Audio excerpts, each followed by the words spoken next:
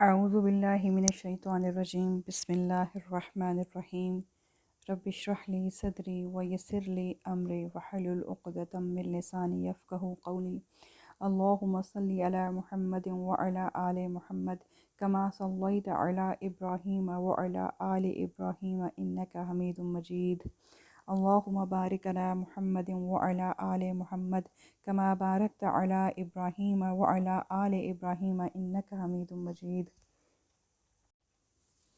جب قریش سے دیکھا کہ رسول اللہ صلی اللہ علیہ وآلہ وسلم نے ان کی طلب کردہ مخصوص نشانیوں میں سے کوئی بھی نشانی پیش نہیں کی تو انہوں نے سمجھا کہ آپ کو عاجز اور خاموش کرنے کا بہترین ذریعہ یہ ہے کہ آپ سے نشانی طلب کی جائے۔ اس سے عوام کو بھی باور کرایا جا سکتا ہے کہ آپ رسول نہیں بلکہ سخن ساز ہیں۔ چنانچہ انہوں نے ایک قدم اور آگے بڑھایا اور طے کیا کہ آپ سے بلا تعین کوئی بھی نشانی طلب کی جائے تاکہ لوگوں پر آپ کی بے بسی واضح ہو جائے اور وہ آپ پر ایمان نہ لائیں۔ چنانچہ وہ لوگ آپ کے پاس آئے اور کہا، آخر کوئی نشانی بھی ہے جسے ہم جان سکیں کہ آپ اللہ کے رسول ہیں؟ اس پر رسول اللہ صلی اللہ علیہ وآلہ وسلم نے اپنے رب سے سوال کیا کہ انہیں کوئی بھی نشانی دکھلا دیں۔ چنانچہ اللہ نے یہ نشانی دکھلائی کہ چاند پھٹ کر دو ٹکڑے ہو گیا، ایک ٹکڑا جبل ابو قبیس کے اوپر اور ایک اس سے نیچے، یہاں تک کہ لوگوں نے حرا پہاڑ کو دونوں ٹکڑوں کے درمیان دیکھا۔ رسول اللہ صلی اللہ علیہ وآلہ وسلم نے فرمایا، اشہدو، گواہ رہو۔ قریش نے یہ نشانی کھلم کھلا واضح طور پر طویل دورانیے تک دیکھی، چنانچہ ان کے ہاتھوں کے طوطے اڑ گئے اور وہ بھونچا رہ گئے لیکن ایمان نہیں لائے۔ کہنے لگے، یہ ابو کبشہ کے بیٹے کا جادو ہے، ہم پر محمد نے جادو کر دیا ہے۔ ایک آدمی نے کہا، اگر اس نے تم پر جادو کر دیا ہے تو سارے لوگوں پر نہیں کر سکتا، مسافروں کا انتظار کرو۔ مسافر آئے، ان سے پوچھا گیا تو انہوں نے کہا کہ ہاں ہم نے بھی دیکھا ہے، لیکن قریش اپنے کفر پر مصر رہے اور اپنی خواہشات ہی کی پیروی کی، اور غالباً شق قمر کا یہ واقعہ اس سے بھی بڑے اور اہم واقعے اسرا و معراج کی تمہید تھا، کیونکہ یوں کھلی آنکھوں چاند کو پھٹا دیکھ لینے سے اسرا و معراج کا امکان بھی عام ذہن کے لیے قابل قبول ہو سکتا ہے۔ واللہ عالم۔ اسرا سے مراد ہے راتوں رات نبی صلی اللہ علیہ وآلہ وسلم کا مکہ سے بیت المقدس تشریف لے جانا، اور معراج سے مراد ہے عالم بالا میں تشریف لے جانا۔ یہ واقعہ جسم اور روح سمیت پیش آیا تھا۔ اسرا کا ذکر قرآن مجید میں اللہ کے اس ارشاد میں آتا ہے، سبحان الذی اسری بعبدہ لیلا من المسجد الحرام إلى المسجد الأقصى الذي باركنا حوله لنريه من آياتنا إنه هو السميع البصير۔ پاک ہے وہ ذات جس نے اپنے بندوں کو راتوں رات مسجد حرام سے مسجد اقصیٰ تک کی سیر کرائی، جس کے گرد ہم نے برکت دے رکھی ہے تاکہ ہم اسے اپنی نشانیاں دکھلائیں، بے شک وہ سننے والا دیکھنے والا ہے۔ معراج کے بارے میں کہا جاتا ہے کہ وہ سورہ نجم کی 7ویں آیت سے لے کر 18ویں آیت تک میں مذکور ہے، اور یہ بھی کہا جاتا ہے کہ ان آیات میں جو کچھ مذکور ہے وہ معراج کے ماسوا ہے۔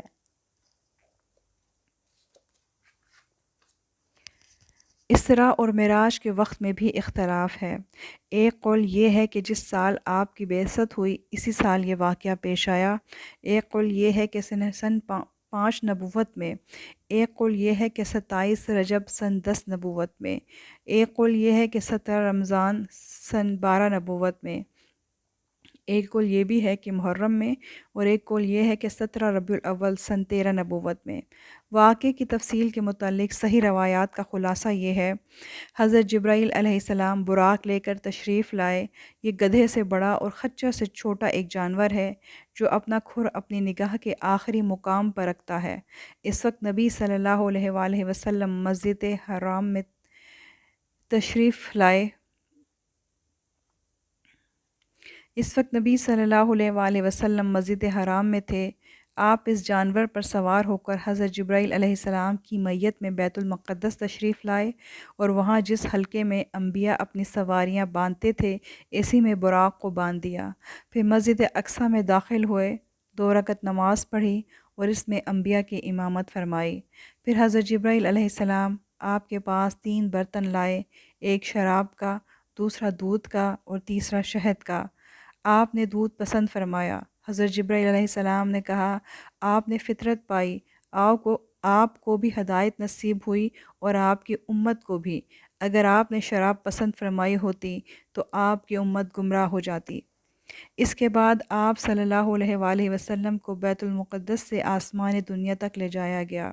حضرت جبرائیل علیہ السلام نے دروازہ کھلوایا، آپ کے لیے دروازہ کھولا گیا۔ آپ نے وہاں انسانوں کے باپ حضرت آدم علیہ السلام کو دیکھا اور انہیں سلام کیا۔ انہوں نے آپ کے سلام کا جواب دیا، مرحبا کہا اور آپ کی نبوت کا اقرار کیا۔ ان کے دائیں ایک گروہ تھا، جب انہیں دیکھتے تو مسکراتے، یہ سعادت مندوں کی روحیں تھیں، اور ان کے بائیں ایک گروہ تھا، جب انہیں دیکھتے تو روتے، یہ بدبختوں کی روحیں تھیں۔ پھر آپ کو دوسرے آسمان پر لے جایا گیا۔ حضرت جبرائیل علیہ السلام نے دروازہ کھلوایا، آپ کے لیے دروازہ کھولا گیا۔ آپ نے اس میں 2 خالہ زاد بھائیوں حضرت یحییٰ بن زکریا اور حضرت عیسیٰ بن مریم علیہ السلام کو دیکھا اور انہیں سلام کیا۔ دونوں نے جواب دیا، مرحبا کہا اور نبوت کا اقرار کیا۔ پھر تیسرے آسمان پر لے جایا گیا۔ وہاں آپ نے حضرت یوسف علیہ السلام کو دیکھا، انہیں اعلیٰ حسن دیا گیا تھا۔ آپ نے انہیں بھی سلام کیا، انہوں نے جواب دیا، مرحبا کہا اور آپ کی نبوت کا اقرار کیا۔ پھر آپ کو چوتھے آسمان پر لے جایا گیا۔ وہاں حضرت ادریس علیہ السلام کو دیکھا اور انہیں سلام کیا، انہوں نے جواب دیا، مرحبا کہا اور آپ کی نبوت کا اقرار کیا۔ پھر 5ویں آسمان پر لے جایا گیا۔ وہاں ہارون علیہ السلام کو دیکھا اور انہیں سلام کیا، انہوں نے سلام کا جواب دیا، مرحبا کہا اور آپ کی نبوت کا اقرار کیا۔ پھر آپ کو 6ٹھے آسمان پر لے جایا گیا۔ وہاں حضرت موسیٰ بن عمران علیہ السلام سے ملاقات ہوئی۔ آپ نے انہیں سلام کیا، انہوں نے جواب دیا، مرحبا کہا اور آپ کی نبوت کا اقرار کیا۔ پھر جب آپ وہاں سے آگے بڑھے تو وہ رونے لگے۔ ان سے کہا گیا کہ آپ کیوں رو رہے ہیں؟ انہوں نے کہا، میں اس لیے رو رہا ہوں کہ ایک جوان میرے بعد مبعوث کیا گیا، اس کی امت میری امت سے زیادہ تعداد میں جنت کے اندر داخل ہوگی۔ اس کے بعد 7ویں آسمان پر لے جایا گیا۔ وہاں آپ کی ملاقات حضرت ابراہیم علیہ السلام سے ہوئی۔ آپ نے انہیں سلام کیا، انہوں نے جواب دیا، مرحبا کہا اور آپ کی نبوت کا اقرار کیا۔ وہ اپنی پشت بیت المعمور سے لگائے ہوئے تھے، جس میں روزانہ 70,000 فرشتے داخل ہوتے ہیں اور دوبارہ ان کے پلٹنے کی باری نہیں آتی۔ پھر آپ کو سدرۃ المنتہا تک لے جایا گیا۔ اس کے پتے ہاتھی کے کان جیسے تھے، پھل بڑے کونڈوں یا ٹھیلوں جیسے۔ پھر اس پر سونے کے پتنگے چھا گئے اور اللہ کے حکم میں سے جو کچھ چھانا تھا چھا گیا۔ اس سے وہ سدرہ بیری کا درخت تبدیل ہو کر اتنا خوبصورت ہو گیا کہ اللہ کی کوئی مخلوق اس کا حسن بیان کرنے کی تاب نہیں رکھتی۔ پھر آپ کو جبار جل جلالہ کے حضور لے جایا گیا اور آپ اس کے اتنے قریب ہوئے کہ 2 کمانوں کے برابر یا اس سے بھی کم فاصلہ رہ گیا۔ اس وقت اللہ نے اپنے بندے پر وحی فرمائی اور آپ پر، آپ کی امت پر دن رات میں 50 وقت کی نمازیں فرض کیں۔ پھر آپ موسیٰ علیہ السلام کے قریب سے گزرے تو انہوں نے پوچھا، آپ کے رب نے آپ کو کس بات کا حکم دیا ہے؟ آپ نے فرمایا، 50 نمازوں کا۔ انہوں نے کہا، آپ کی امت اس کی طاقت نہیں رکھتی، اپنے رب کے پاس واپس جائیے اور اس سے تخفیف کا سوال کیجیے۔ آپ نے جبرائیل علیہ السلام کی طرف دیکھا، انہوں نے اشارہ کیا کہ ہاں، اگر آپ چاہیں۔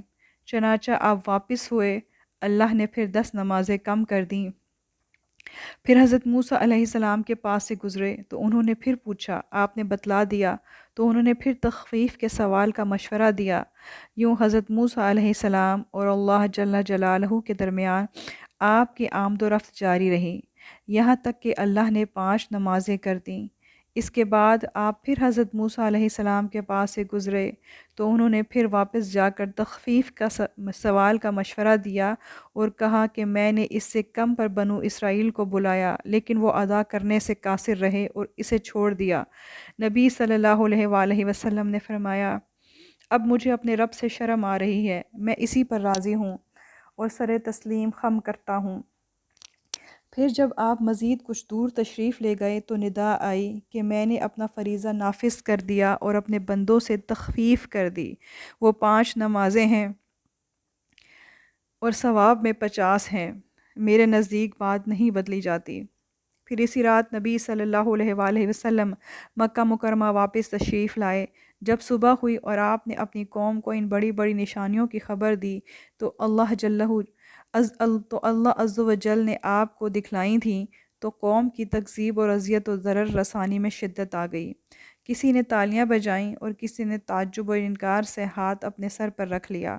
کچھ لوگ حضرت ابوبکر رضی اللہ تعالیٰ عنہ کے پاس دوڑے آئے اور انہیں خبر دی۔ انہوں نے کہا، اگر یہ بات آپ نے کہی ہے تو سچ کہی ہے۔